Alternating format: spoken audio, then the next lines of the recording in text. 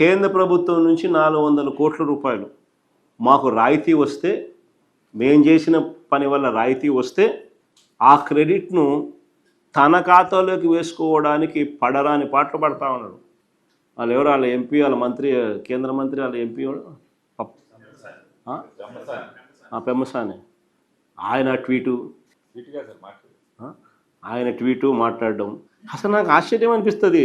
ఆయన చంద్రబాబు నాయుడు నుంచి thank you, అసలు వీళ్ళు మాట్లాడే మాటలు నాకు ఆశ్చర్యం అనిపించింది. అసలు పట్టాదారు ఇంకా మళ్ళీ అబద్ధాలు ఇంకా ఏ స్థాయి లేకపోయినాయంటే, పట్టాదారు పుస్తకాలపై క్యూఆర్ కోడ్ ఆయనే తెచ్చినాడంట. అది ఇంకొక అబద్ధాలు. అసలు నిజంగా ఈ స్థాయి లేక ఒక మనిషి ముఖ్యమంత్రి స్థానంలో ఉంటూ, ఆయన కన్నా నేను కొడుకు వయసులో ఉన్నా. నేను మా నాయన ఆయన ఇద్దరు సమకాలికులు. నేను కొడుకు వయసులో కూడా నాతో కూడా కాంపిటీషన్ చేయలేకున్నాడు. మా నాయన కథ దేవుడు ఎరుగు.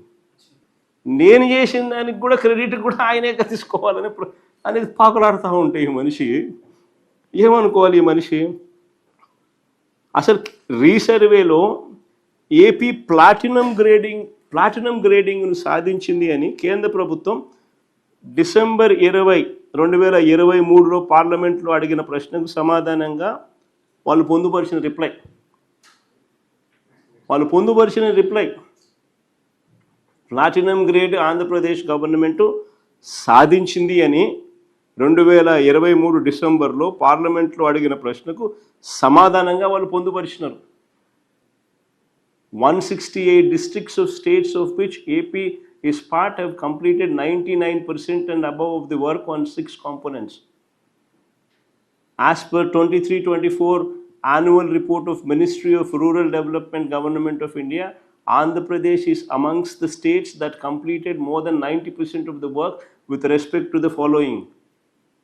అని ప్లాటినం గ్రేడ్ ఇచ్చినారు. ఆశ్చర్యం ఏందో తెలుసా? ఇది జరిగింది 2020 డిసెంబర్ 23. అప్పటికే అయిపోయినాయి అని చెప్పి వాళ్ళు ప్లాటినం గ్రేడ్ ఇచ్చినారు. ఈ 400 కోట్లు ఎప్పుడు వచ్చినాయి తెలుసా? ఫిబ్రవరి 19, 2025, అంటే చంద్రబాబు నాయుడు ముఖ్యమంత్రి అయిన 6-7 నెలలకు ఫిబ్రవరి 19, 2025కి 400 కోట్లు వస్తే, ఆ 400 కోట్లు చంద్రబాబు నాయుడు చేసిన గొప్ప పనికి కేంద్రం ఇచ్చింది అని చెప్పి వీళ్ళు క్రెడిట్ చోరీకి పాటుపడుతూ దానికి ఆయన కేంద్ర మంత్రి ట్వీటు, ఈయన థ్యాంక్ యూ, ఈయన మళ్ళా మాటలు, క్యూఆర్ కోడ్ ఈయన తెచ్చిన సొల్లు మాటలు, మళ్ళీ ఈయన మాట్లాడడం. 6 నెలల్లో మనకు 4 ఏళ్ళు పట్టింది. 2019 అక్టోబర్లో సచివాలయ సిబ్బందిని రిక్రూట్ చేసినాం. అక్కడ నుంచి 4 ఏళ్ళు పడితే ఇది అచీవ్ చేయడానికి ఈ మనిషి 6 నెలల్లో ఆ క్రెడిట్ అంతా, ఆ 4 ఏళ్ళు వాడు చేసిన క్రెడిట్ అంతా ఈయన తీసుకొని ఆయన అండము, ఈయన థ్యాంక్ యూ చెప్పడము, మన దానికి అబద్ధాలు జోడించి బ్లాక్ చేయని అంటాడు, క్యూఆర్ కోడ్ అంటాడు, అంటాడు, ఇవన్నీ ఏం చేసినట్టు. అసలు ఆశ్చర్యం ఏంటంటే, అసలు అందాక నిజంగానే ఆశ్చర్యం ఎక్కడ అనిపిస్తుంది. అందాక ఆయన చేసిన ఆరోపణలు ఏం కావాలా? ఎన్నికల ముందు వరకు ఈ 400 కోట్ల క్రెడిట్ ఈయన తీసుకుంటున్నాడు అని అంటే, ఎన్నికల ముందు వరకు వక్రీకరిస్తూ ఆయన చేసిన ఆరోపణలు, ఆయన చేసిన ప్రకటనలు ఏంటి మరి? అంటే ఒక అబద్ధాన్ని ప్రజలకు నమ్మించడం కోసం ఈ స్థాయిలో గోబల్స్ ప్రచారం చేయడం ధర్మమేనా? ప్రజల జీవితాలతో చెలగాడలాడడం న్యాయమేనా? అసలు ఈ మాదిరిగా ఏకంగా నేను చంద్రబాబు నాయుడు సూటిగా తన గుండెల మీద చేయి వేసుకొని ఆలోచన చేసుకోమని చంద్రబాబుని కొడతాను. ఈ మాదిరిగా ఏకంగా 40,000 మంది గ్రామ సచివాలయాలను ఏర్పాటు చేయడమే కాకుండా, 15,000 గ్రామ సచివాలయాలు ఏర్పాటు చేయడమే కాకుండా, ఏకంగా ఆ గ్రామ సచివాలయాలలో ఏకంగా 40,000 మంది సర్వేయర్లు అయితేనేమి, విలేజ్ రెవెన్యూ ఆఫీసర్లు అయితేనేమి, డిజిటల్ అసిస్టెంట్లు అయితేనేమి, వాళ్ళందరినీ నియమించడం, కోట్ల సంఖ్యలో యూనిక్ సర్వేరాళ్లను గ్రామాలకు చేర్చడం, ప్రపంచంలోనే లేటెస్ట్ టెక్నాలజీని తీసుకొని రావడం, ఎవరు కూడా ట్యాంపర్ చేయలేని విధంగా పాస్బుక్లు ఇవ్వడం,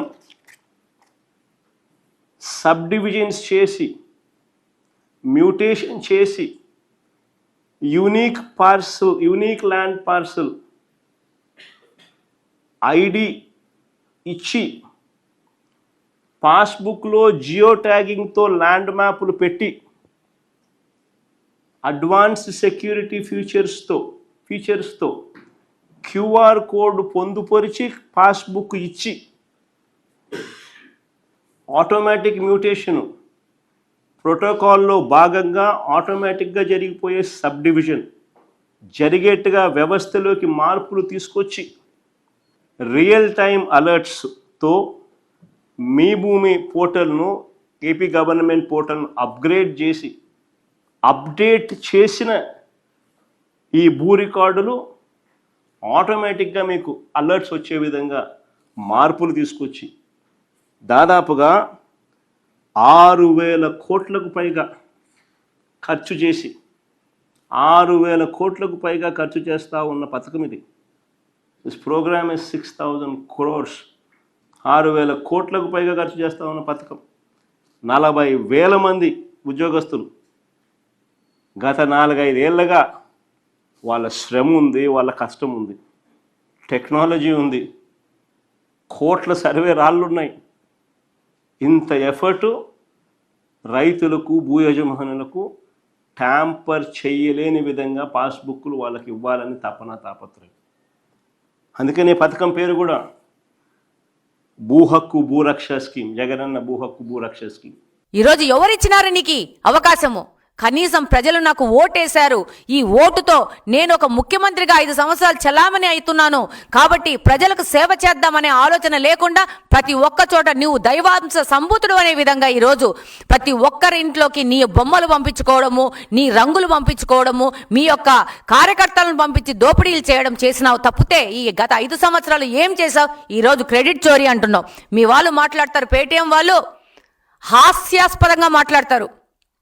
ఒక నోటు చూపించి, ఆ నోట్లో గాంధీ బొమ్మ చూపించి, ఈ గాంధీ బొమ్మ ఉంది, ఈ డబ్బు నీదంటావా నాదంటావా అని మాట్లాడుతున్నంత ఒక తెలివి తక్కువ పేటీఎం బ్యాచ్ని మెయింటైన్ చేసుకుంటున్నావు.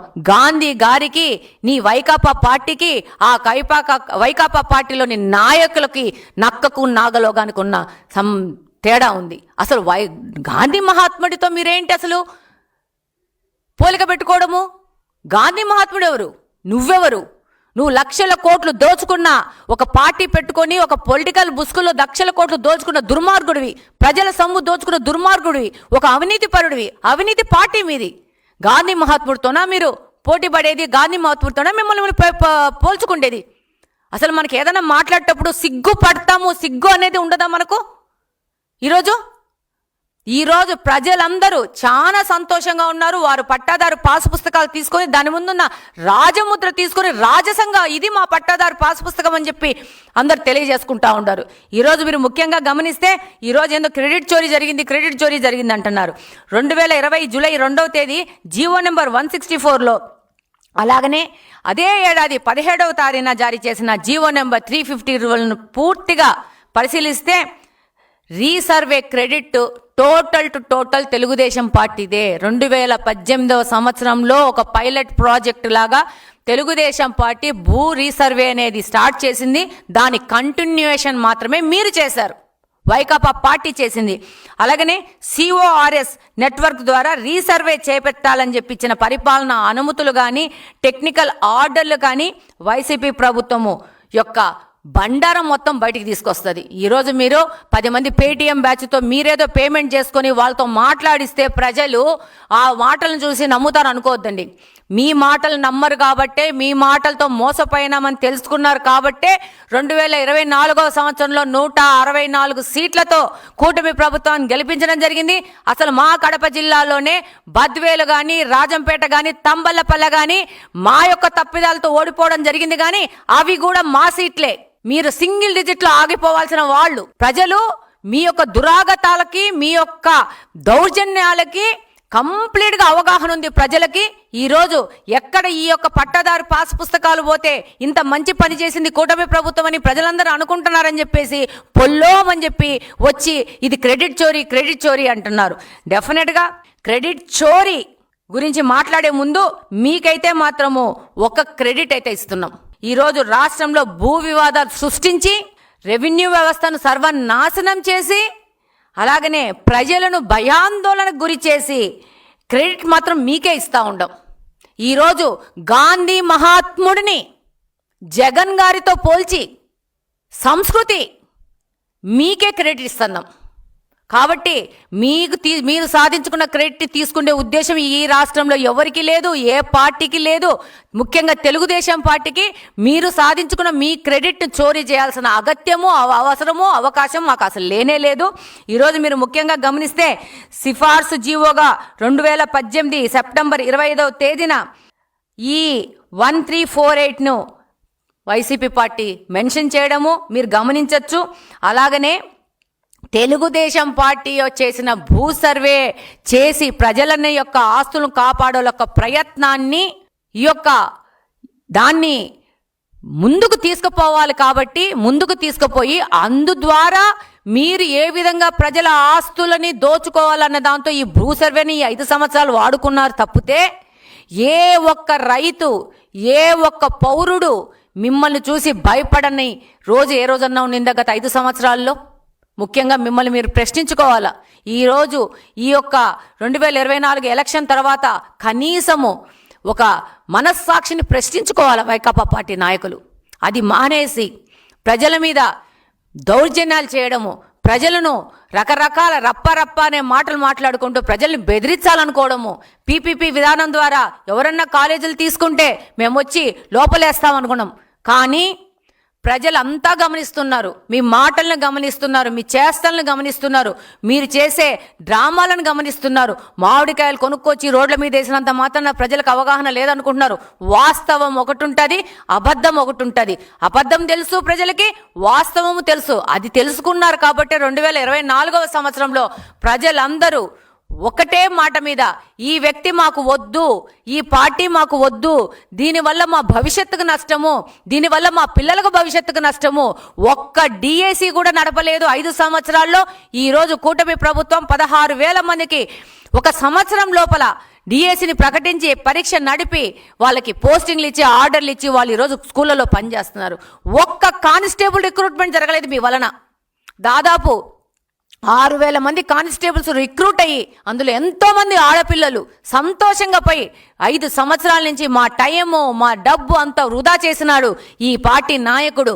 ఈ పార్టీ వల్ల మేము నష్టపోయినాం, ఆర్థికంగా నష్టపోయినాం, మానసికంగా నష్టపోయినాము అని చెప్పేసి ప్రతి ఒక్క పౌరుడు ఆంధ్రప్రదేశ్లో ఫుల్ క్లారిటీతో ఉన్నారు. కాబట్టి మీరు దోపిడీ చేస్తారనే క్రెడిట్ మాకొద్దు, మీరు దౌర్జన్యాలు చేస్తారనే క్రెడిట్ మాకొద్దు, ఈ విధంగా భూ సమస్యలు సృష్టించి ప్రజలను అల్లాకోలం చేశారనే క్రెడిట్ మాకొద్దు. ఆ క్రెడిట్ అంతా మీరే ఉంచుకోండి, మీరే గొప్ప వ్యక్తులుగా చలామణి అవ్వండి. ఇంకా పేటీఎం బ్యాచ్లు మాట్లాడుకుంటూ ప్రజలకు మీ గురించి వచ్చిన క్లారిటీని ఇంకా ప్రస్ఫుటంగా తెలియజేయండి. తెలుగుదేశం పార్టీ కూటమి ప్రభుత్వము ఖచ్చితంగా ప్రజాక్షేమం కోసము, ప్రజల కోసము, ప్రజల యొక్క ఆస్తుల పరిరక్షణ కోసము, యువత పరిరక్షణ కోసము, యువతకు కావాల్సిన వాళ్ళ కెరీర్ గ్యారంటీ కోసము, అలాగనే విద్యార్థుల సేఫ్టీ కోసము, సమాజ సేఫ్టీ కోసము పనిచేస్తాము. మీరు మాట్లాడే మాటలు విని దానికోసము మేము టైం వృధా చేసుకునే పరిస్థితి లేదు. అభివృద్ధి కోసము, యువత కోసము, ప్రజల కోసం పనిచేసే విధంగా తెలుగుదేశం పార్టీ సంపూర్ణంగా సిద్ధంగా ఉంది, కష్టపడతా ఉంది. డెఫినెట్గా రాబో కాలంలో ఆంధ్రప్రదేశ్ను భారతదేశంలో మొట్టమొదటి రాష్ట్రంగా తీసుకొచ్చే ప్రయత్నం మా ముఖ్యమంత్రి గారు చేస్తూ ఉన్నారు. దాని వెనక కార్యకర్తలాగా, సైనికులుగా పనిచేయడానికి తెలుగుదేశం పార్టీలోని కుటుంబ సభ్యులందరూ పనిచేస్తారని సందర్భంగా తెలియజేసుకుంటున్నాను. జై హింద్.